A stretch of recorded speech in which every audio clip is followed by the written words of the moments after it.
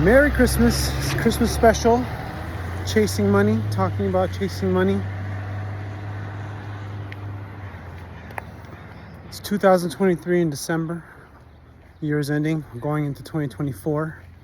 And I was looking through some old photos, looking at 10 years ago when I was super broke and had 2 kids at the time, because my daughter's not, our third child is 9 years old.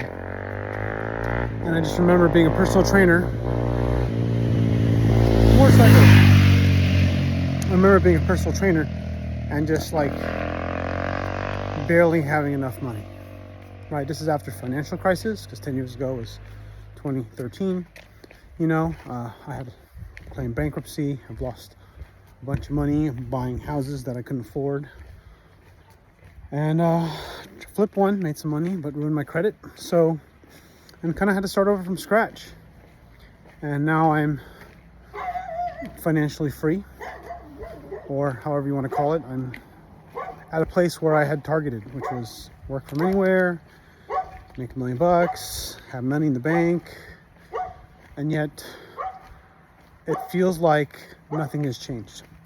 But a lot has changed, right? So it just goes to show whatever you're feeling right now is fleeting.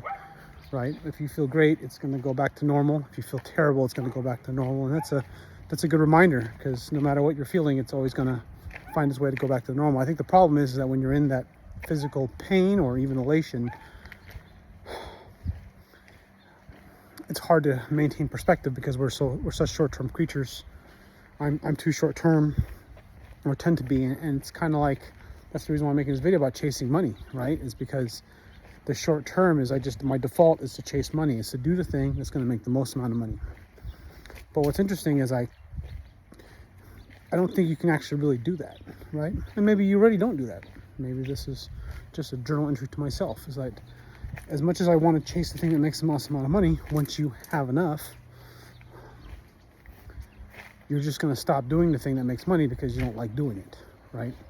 Or you don't like doing it because you're not good at it. Or maybe you are good at it, but then you don't like doing it, so you're not going to get better at it. And it's a big realization to me. It's not a big realization. It's just a reminder, really. It's like, if I don't like doing something, I'm just not going to do it. And if there's no greater purpose, I'm going to stop doing it. And that goes for everything that we do. Like, what has driven me to build the business that I have, me and my wife have, and the partnerships that I've had is kids. Kids is a big factor, right? Made me get out of my comfort zone, got me out of my shell, and just made me like, okay, I have to, if I want to put my kids through college, if I want to live above average life, if I want to live this life that I've always dreamed of, I'm going to have to do a bunch of things I don't like doing. I'm going to have to get past things that I'm afraid to do. A little bit of oxymoronic, right? Because the only way that you achieve something is through, well, the way I've described it is the way I only achieve these big things, or big things to me anyway, is through an incredible amount of discomfort, dissatisfaction, and maybe discontentment and sadness, right? I'm unhappy with what I have, or what I had. So now here I am, a couple $1 million later.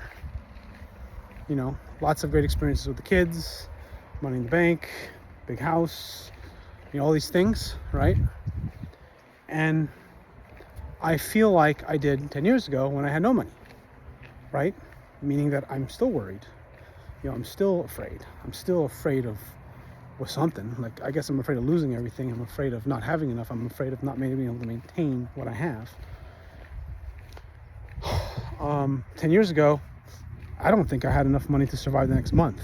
I mean, I did. I would just have to skip like a rent payment or mortgage payment, right? I had to just skip bills. But it's weird. Like, it feels the same. I think that's the problem. I think this is one of the weird things about as you get older, is that you start to think that as you get older with age, your brain thinks you're young. Like, I'm 41, and my brain feels like I'm 30, or even late 20s, right? And then when I turn 50, I'm going to feel like I'm in my late 30s.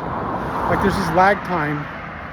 I read this YouTube comment on someone's video. It's like, he was saying, like, I look at myself in the mirror, and I don't even recognize the person. It's so, it just goes to show that, I don't know. It's just that we all experience similar things at different times, and we all the energy and abilities that we have or emotions we have are so fleeting. They come and they go. I think that's like the biggest thing. Like, I'm going to label this video chasing money. I was going to talk about money. I did talk about money, but I guess what I really want to talk about was just kind of like how chasing money, they say that saying, you know, money's not going to make you happy. There's a lot of truth in that. And when it's kind of interesting, like once you've made some money, you know, it's even more true. Like, you're just going to find a way to feel unhappy again, right? So if you can't be happy when you're broke, you're going to have a hell of a hard time being happy when you do have money. So, and I do remember, and the thing is, it's a skill. Like, I used to be able to deadlift like over 500 pounds. Can't now, right? I'm untrained. So when I was just trying to come up and really build myself up and get things going with this online stuff, I felt like, you know, I read something and just realized like, hey, if I can't be happy now, I'm not going to be happy when I have more money. So then I found a way to sort of find abundance.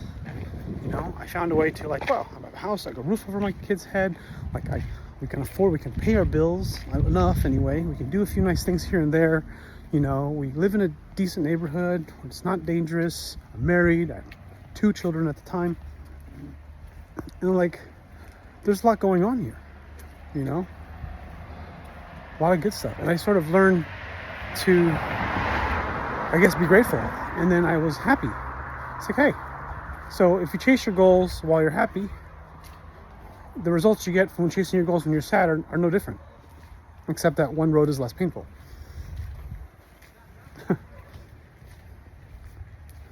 It's less painful. It's less painful when you're hard on yourself. Like, you can get to 1 million, 10 million, 100,000, whatever you want to get to, and you can get there, and you can get there through pain, or you can get there through less pain. You can get there in more enjoyable ways at the same speed, maybe doing the same business, because all the pain that we create is all made up.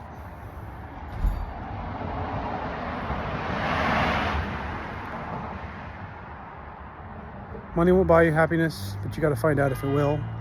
But the reality is, money is not even about happiness. Money is really just about being able to provide a service that people are willing to pay for. Like, if you can provide some value to someone for $1 and to them it's worth $2, and you do that enough times, you're going to make a lot of money. It doesn't even matter if you're good, if you're bad, if you're evil. It doesn't make a difference. It's just economics.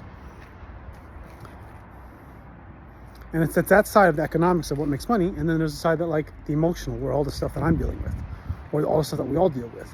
The funny part about it is, if you're busy enough and you got too many things going on, you're going to find a way to, you just don't have time to be worried because you're too busy. That's what I mean. You're just too busy to be worried.